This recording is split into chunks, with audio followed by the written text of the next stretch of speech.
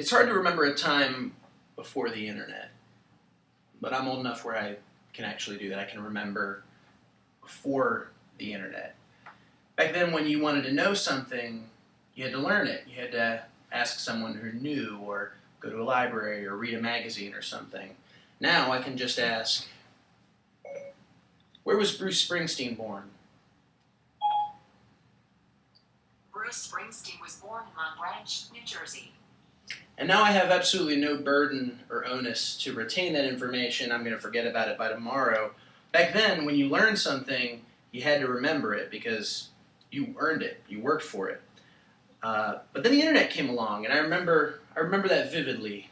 I remember to get the internet, you had to go to Blockbuster Video, and you'd get an AOL CD off the counter, 1,000 free hours when you signed up. You'd go home and you'd put the CD in your computer and connect it to the phone line, and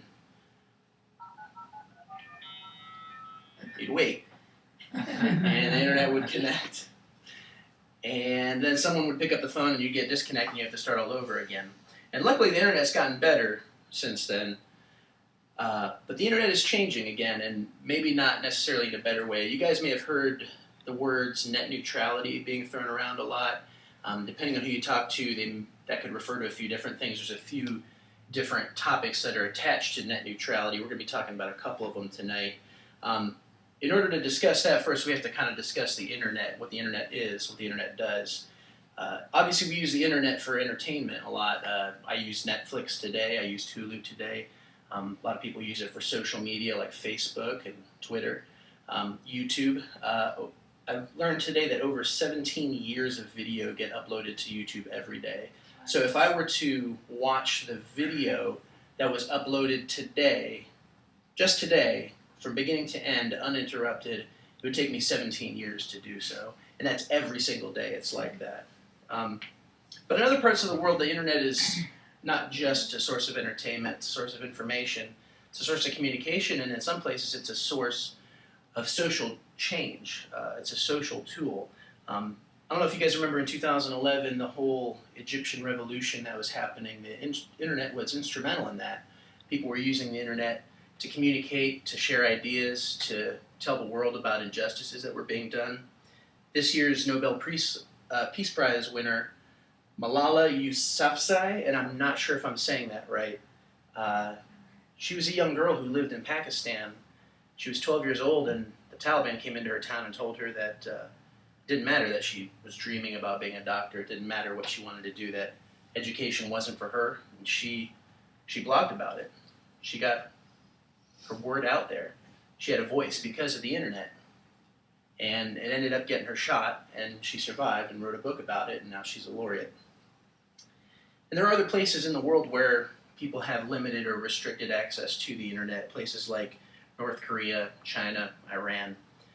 They don't have full access to the internet. They get a limited or a censored version of it from their government. And I know what you're thinking. You may be saying, that's other places in the world, what does it have to do with here? On January 14th of this year, the Federal Court of Appeals rejected the FCC's Open Internet Order. It was a piece of legislation trying to be pushed through that basically said internet service providers, like cable companies, don't have the right to provide faster or slower connectivity to clients based on monetary gain. They couldn't sell faster connection to the internet. This got stopped because of the legal basis on which the FCC was pursuing this, but basically, as it stands right now, a cable company can choose to provide faster or slower internet speed depending on what they're able to gain out of it. So let's talk a little bit about what that kind of looks like, and I'm going to give a very crude visual aid to this. But let's say this is the internet pipeline. This is the bandwidth through which all information is traveling through the internet. Well, let's say that Pizza Hut decides that they want to pay a cable company to give their customers faster access to their website. So they get a fast lane through the internet through which information can travel. Now, Mr. and Mrs. Pizza down the street, the mom and pop shop, can't afford to pay for that. So they get a slower connectivity. They can't afford that. And so, as you can see, it's kind of creating a disparity in economic standing, you can't compete.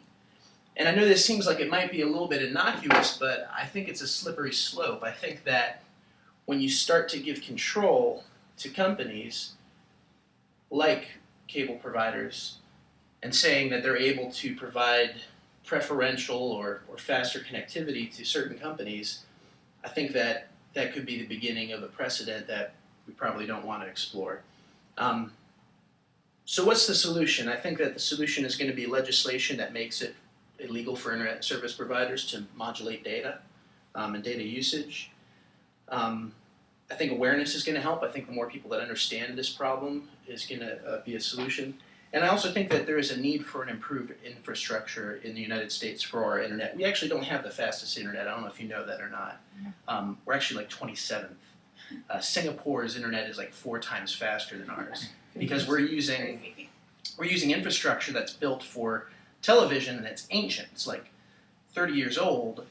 And because there's so little competition among the cable companies, there's no real reason for them to go about There's no real reason for them to go about improving it. So what does free internet look like? It's going to be better for small companies. It's going to provide competition in the free market.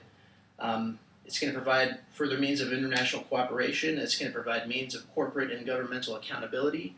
And at the end of the day, freedom is freedom. I think that that's what we were founding our country on. I think that if the founding fathers were writing the Constitution today, they would probably mention freedom of internet, just like they mentioned freedom of speech, because that was what at stake. So what can we do about it? There's a website called savetheinternet.com/net neutrality.